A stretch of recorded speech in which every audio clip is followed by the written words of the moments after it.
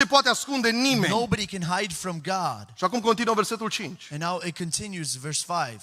Domnul încearcă pe cel neprihănit, The Lord tests the righteous, dar urăște pe cel rău but his soul hates the wicked și pe cel ce iubește sâlnicia, adică abuzul. and the one who loves violence. Care folosesc forța They use their force și le place să folosească. and they like to use it. Constrângerea. Extortion. Și sunt multe lucruri care pot fi aplicate aici. And there's a lot of things that can be applied here. Mai urăște Dumnezeu ceva. God hates something else. Răutatea. He hates evilness. Răutatea este urâtă de Dumnezeu. Evilness is hated by God. Psalmul 45, versetul 7. Psalm 45, verse 7. Tu iubești neprihănirea și urăști răutatea. Urăști răutatea. You hated wickedness, evilness.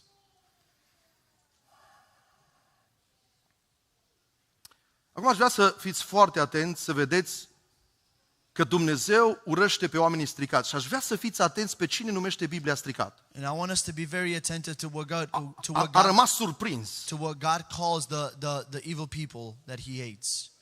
O să citesc din Proverbe 3 de la 27 We read from Proverbs 3 până la versetul 32. Și fiți atenți pe cine numește Biblia stricat. Eu prima dată m-am gândit când am citit versetul ăsta, domnule, e vorba de ăia care trăiesc în curvie, în tot felul de... Dar uitați-vă ce spune Biblia. E foarte important. Let's be attentive to what the word of God speaks here. Nu opri o binefacere celui ce are nevoie de ea, când poți să o faci. Nu zice aproapelui tău, du-te și vino iarăși, îți voi da mâine, când ai de unde să dai. Nu gândi rău împotriva aproapelui tău când locuiește liniștit lângă tine. Nu te certa fără pricină cu cineva când nu ți-a făcut niciun rău. Nu pismui pe omul asupritor, și nu alege niciuna din căile lui. Și acum fiți atenți, versetul 32. And now verse 32. Căci Domnul urăște pe acești oameni. For the devious person, the Lord hates. Și știți cum numește Biblia? You know the Bible calls them Stricați. devious.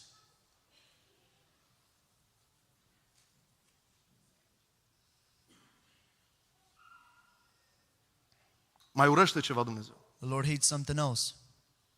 Două feluri de greutăți. Two types of weights. Două feluri de măsuri. Two types of measures. Și o să citim. And we'll read. Proverbe 20 cu 23. Proverbs 20:23. Domnul urăște să ai la tine, în mintea ta, două feluri de greutăți.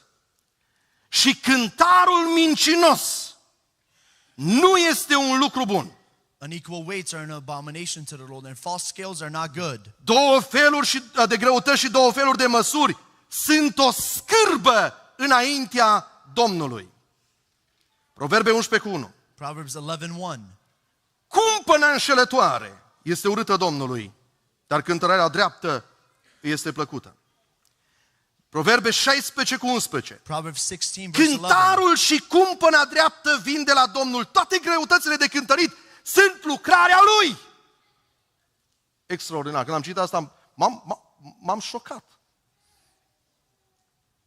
Și am zis, așa e de drept Dumnezeu? Da.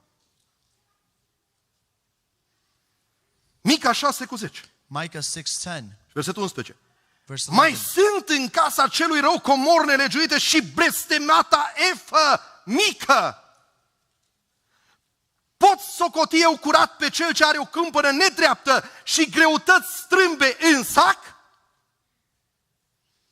O să explic imediat despre ce e vorba. I'll explain in a little bit what it's talking about. Deuteronom 25, versetul 13, 14 și 15, până la 16. Deuteronomy 25. Să n-ai în sacul tău două feluri de greutăți, una mare și alta mică.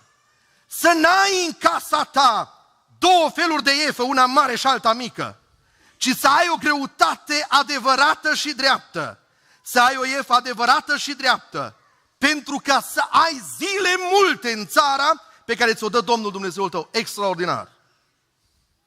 Căci oricine face aceste lucruri, oricine săvârșește o nedreptate legat de cântar, de efă, este o urciune înaintea Domnului Dumnezeului tău.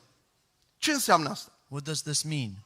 Să ai două feluri de greutăți în sac. To have two types of weights in your bag. Adică eu pentru Andreea That means that for Andreas, am o anumită cântăreală I have a type of scale. și sunt foarte dur împotriva lui. And I am very rough towards him. Pentru orice face. For everything that he does. Pentru fiul meu For my son, am altă cântăreală. I have a different type of scale.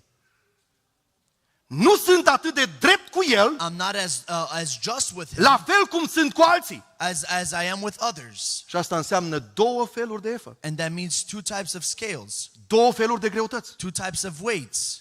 Sunt unii oameni There's some people despre care Biblia vorbește, care pun poveri pe umerii who altora, the Bible speaks of it that they put burdens on other dar când shoulders. este vorba de ei și familia lor și de ceea ce este lângă ei, And when they're talking about their family and what's around them, au altă efă. they have a different type of scale. Cântăresc altfel. They weigh things differently. Cu alții este foarte dur, With others, he is very rough, e păcat asta, e păcat asta, e păcat asta, very strict, everything's a sin. dar când îți ai lui, But when it's talking about his own, închid ochii și he closes the eyes. Biblia spune o asemenea cântăreală The Bible says that this type of weighing este urâtă înaintea lui Dumnezeu. is hated before God. Oameni care se înșele Of people that deceive. în relația cu... Trebuie să dau un exemplu acesta. I have to give this example. Ai o mașină de vânzare. You have a car to sell. Vine aproapele tău, prietenul tău, care e cel mai apropiat de tine, Your closest friend comes to you și zice, and he says, auzi, vreau să cumpăr mașină de la tine. I want to buy a car from you. Față de el ești drept, Towards him and before spui, him you're auzi, just, mașina asta cam are probleme. and you say this car has a lot of issues. Dar vine altul din biserică, But somebody else comes from the church care nu e așa aproape de tine. that's not so close to you. Și zice, domnule, vreau să cumpăr mașina de la tine. And he says, I want to buy the car from you. Spune-mi, cum e mașina? E bună? How is this car? Is it good? Frate, merge, perfect, totul e extraordinar, m-am bucurat de ea. Brother, it goes perfectly. Everything is well with it. Două feluri de cântăreală.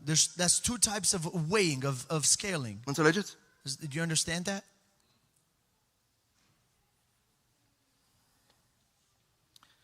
Aș vrea să mai spun ce spune Deuteronomul, să citesc, doar amintesc. I'm just Ce going urăște to remind Dumnezeu? what God hates. Orice jertfă Any sacrifice care are cusur sau vreo boală that has a blemish or a sickness este urâtă de Dumnezeu. is hated before God. Și aici vreau să vă dau un alt exemplu. And I want to give you another example here. Se face o acțiune There's an auction made, și vrem să ducem pentru un sărac and we want to go and take it to the poor, și facem o jertfă pentru el. and we do a sacrifice for them, Și zicem că o facem pentru Domnul. and we say we do it for the Lord.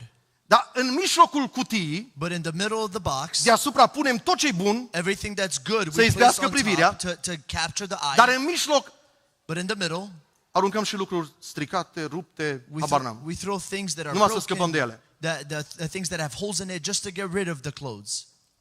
Când faci ceva pentru Dumnezeu, When you do something for the Lord, fă-o perfectă. do it perfectly.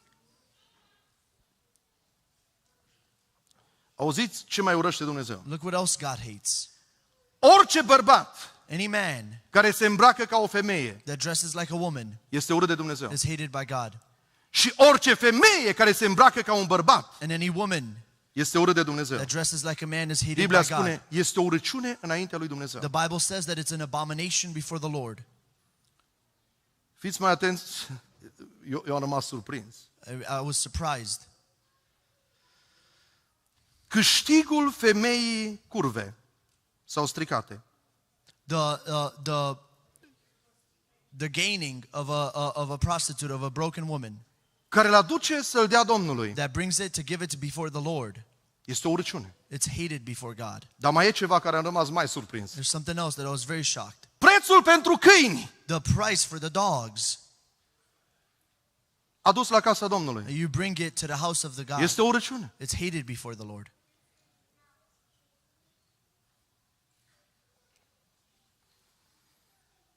Orice chip cioplit și turnat Any false idol și cine se închină înaintea lor and whoever worships before them este o urăciune. is hated before God.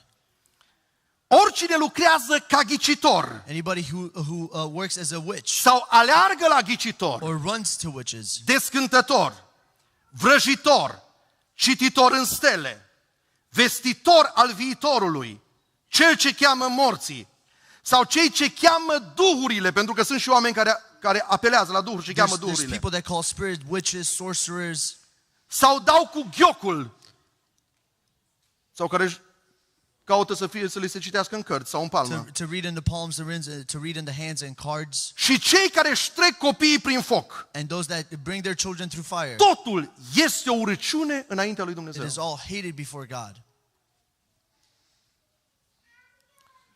Și aș vrea să închei And I'd like to close cu ceva din Noul Testament. with something from the New Testament. Te rog frumos, afișează Luca, capitolul 16, Let us look at Luke chapter 16, versetul 15. verse 15.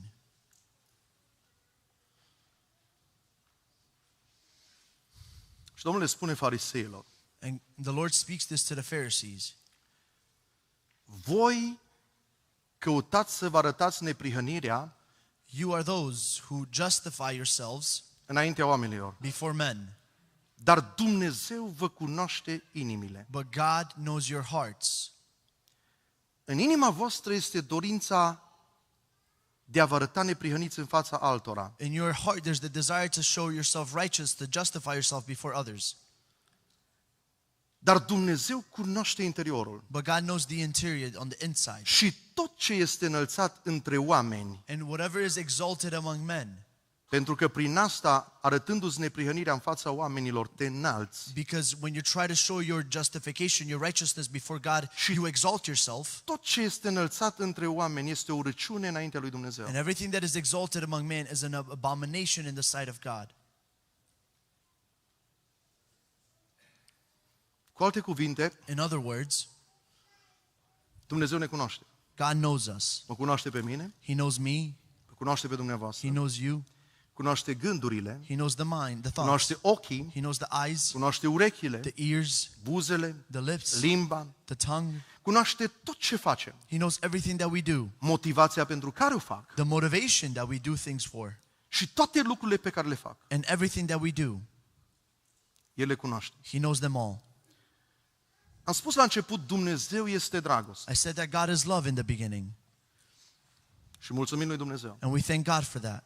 Dar în același timp, But at the same time, în momentul în care eu permit cărnii, at the moment that I allow the flesh, trupul acestuia, the body, this body, care a fost cumpărat cu un preț, that was purchased with a price, să lovească în Dumnezeu, to hit God, în legea lui to Dumnezeu. hit in the law of God, Știți ce fac? you know what I do? În loc să construiesc corabia, Instead of building the ark, o dărâm. I destroy it. O dărâm. I destroy it. Și Dumnezeu îmi spune And God tells us că eu trebuie să construiesc. that I have to build. Cu mintea mea With my mind, trebuie să construiesc. I have to build. Cu ochii mei With my eyes, trebuie să construiesc. I have to build. Cu buzele mele With my lips, trebuie să I construiesc. have to build. Cu mâinile mele With my hands, trebuie să I construiesc. have to build. Cu picioarele mele With my legs, trebuie să I construiesc. have to build. Cu toată ființa mea întreagă, With all of my eu being, trebuie să construiesc. I have to build. Pentru că Dumnezeu la asta m-a chemat. Because that's what God called me to. Mă rog ca Dumnezeu să ne ajute. I pray that God helps us. Când accept în viața mea evlavia, When I accept in my life godliness, dorința de a mă pune la dispoziția lui Dumnezeu, the desire to place myself available to God, are promisiuni, He has promises. are un efect, It has an effect. are efect și asupra mea și a vieții de aici. It has an effect on me and my life here. Și are un efect pozitiv. And has a positive effect. Dar în același timp are un efect veșnic. But at the same time it has an eternal effect. Când permit trupului When I allow the body să ia valoare și să prindă contur în mine, to receive value in me, lovesc în Duh. I hit in the Spirit. Este exact ce spune Pavel bisericii din Galatia. It's exactly what Paul speaks to the church in Galatia. Duhul The sau spirit, firea pământească luptă împotriva Duhului. the flesh fights against the Și spirit. sunt două lucruri potrivnice unei celelalte. And there are two things that are contrary to each Este other. omul cel nou, There's the man that is new, care nu poate păcătui niciodată, that can never sin, și este omul vechi. and there's the old man. Și apostolul Pavel spune așa, And the Apostle Paul says this, legat de trup. speaking towards the body. La final, At the end, uitați ce spune apostolul look Pavel. at what Apostle Paul says. 1 Corinteni 9:27. 1 Corinthians 9:27. Mă port aspru cu trupul meu și îl țin în stăpânire. Nu el trebuie să mă conducă, eu trebuie să-l stăpânesc. I discipline my body and keep it under control, Ca nu cumva, so that, uitați-vă ce spune apostolul look Pavel. at what Apostle Paul says. După ce am spus altora, am propovăduit altora, So lest after preaching to others, eu însumi să fiu lepădat. I myself should be disqualified. Dar ce treabă are trupul cu lepădarea? What does the body have to do with betrayal, with you being left with disqualified? Pentru că Duhul meu e nou. Because the Spirit is new. Eu sunt născut din nou. I'm born again. Adică trupul mă poate aduce la a fi lepădat? So that means that the body can bring me to a place where I'm betrayed, where I'm disqualified. Mă poate duce în această stare să fiu lepădat? It can bring me to that state. Păi Pavel asta spune. That's what Paul is saying. Nu cumva să fiu lepădat So that I may not be și disqualified. ca să nu fiu lepădat, So that I may not be betrayed. îmi Left. țin trupul în stăpânire. I discipline my body. Nu el mă conduce, It does not control me, ci eu îl controlez. but I control it. Dumnezeu să ne ajute. May God help us. Dumnezeu să ne ajute. May God help us. Știu că și pe mine mă șochează anumite lucruri, dar I know that some things are shocking even to myself, s-a cântat ultima cântare. but the last song that we sang, Dumnezeu este sfânt, that the Lord is holy, sfânt, holy, sfânt, holy, sfânt, holy, sfânt, holy, sfânt. holy. Și cum este Dumnezeu, And just as God is, așa vrea să fim și noi. that's how He wants us to be. Și cu sufletul, With our spirit, și cu Duhul, with our spirit, with our soul, și cu trupul. and with our body. Pentru că trupul are Because the ceva de spus în noi. body has something to speak in us. Dacă nu suntem atenți să stăpânim trupul, If we're not attentive to keep it under control, putem ajunge să fim lepădați. we can get to the point where Și we are o disqualified. zis Pavel, nu vreau, Doamne, asta. And Paul says, Lord, I do Și not ca să want nu this. ajung acolo, So I do not get to this am point. grijă de acest trup. I take care of this body. Am grijă de el. I take care of it. Și îl țin în stăpânire. And I keep it under control.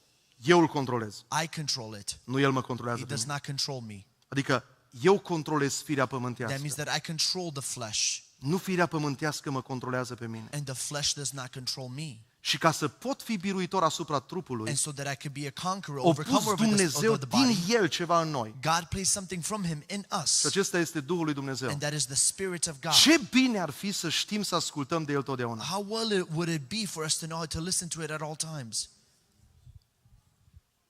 Asta spune Biblia. Creștinul adevărat trăiește după îndemnurile Duhului. That's what the Bible says, that we live guided by Adică the Spirit. Duhul șoptește în noi. That the Spirit whispers in us. Urechile noastre lăuntrice trebuie să audă. Our in ears, they have to hear. Mă rog ca Dumnezeu să ne ajute. I pray that God, să ne ridicăm în picioare. Let us stand up O să mulțumim lui Dumnezeu. and to thank God. Dar în același timp aș vrea să stăm în rugăciune fiecare personal în prezența lui Dumnezeu. At the same time, to personally pray in the presence of God. Și fiecare dintre noi să ne cercetăm pe noi. And every single one of us to examine ourselves. Mergeți acasă, luați Biblia. Go home, take the scriptures. Uitați-vă dacă e adevărat ce spune Biblia sau nu. Look to see if it's true what the Bible is saying or Nu not. trebuie să mă credeți. You don't have to believe me. Nu trebuie să mă credeți. You don't have to believe me. Dar am citit din Biblie. But I read from the Bible. Dacă Biblia spune asta, If the Bible says this, spunea Josh în seara asta, Josh was saying tonight, Dumnezeu a spus lui Noe, fă-ți corabia. God told Noah, build an ark. Și neprihănirea And the righteousness, a însemnat, it was meant, am făcut ce mi-ai spus, Doamne. I did, God, what you told me to.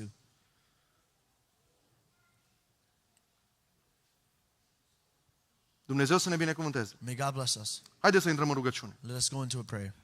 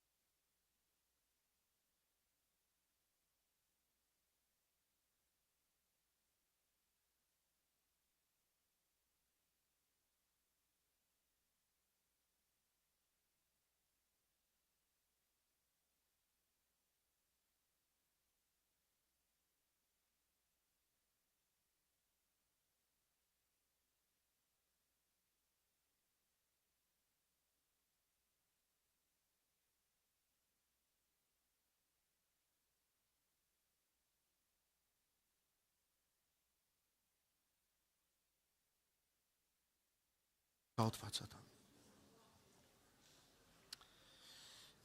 Binecuvântarea Domnului să rămână peste dumneavoastră. Avem încredere în promisiunile lui Dumnezeu, pentru că toate sunt da. Și noi ne punem la dispoziția Lui, trăim pentru gloria Lui. Dacă mai sunt persoane care n-au fost de dimineață și vor să ia cina, este pregătită aici în spate, puteți să veniți. Dumnezeu să vă binecuvânteze, harul Lui să fie cu dumneavoastră, o săptămână binecuvântată, marți rugăciune. Cei care doriți dimineața puteți să fiți de la ora 6 aici, miercuri studiu biblic și apoi duminica viitoare din nou la părtășie. Domnul să vă binecuvânteze pe toți. Amin.